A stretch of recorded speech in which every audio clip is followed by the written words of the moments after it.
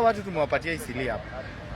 Na Eastleigh tuliwapatia na wamechukua Eastleigh kama yao. Na siku hizi mpaka unapata ukiingia Eastleigh ni kama sisi Wakenya wengine, sisi ndio wale watu wageni hapa. Na tena wamezoea hii mambo ya nywele ngumu.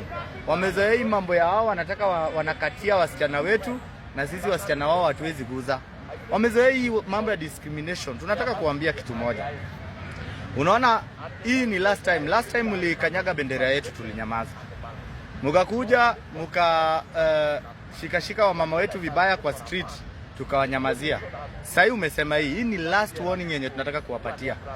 Ama kama itakuwa ni watu hawezi enda Northeastern, pia nyinyi hizi mamol zenyu bebeni mtoe hapa mpeleke Northeastern. Hii Eastleigh haikuangi yenyu. Na hii Eastleigh mpaka mjue Wakenya izeza tutakaa pamoja. Mnaona kitu ambacho inafanyika South Africa na msijifanye ati hiyo xenophobia haiwezi fika huku.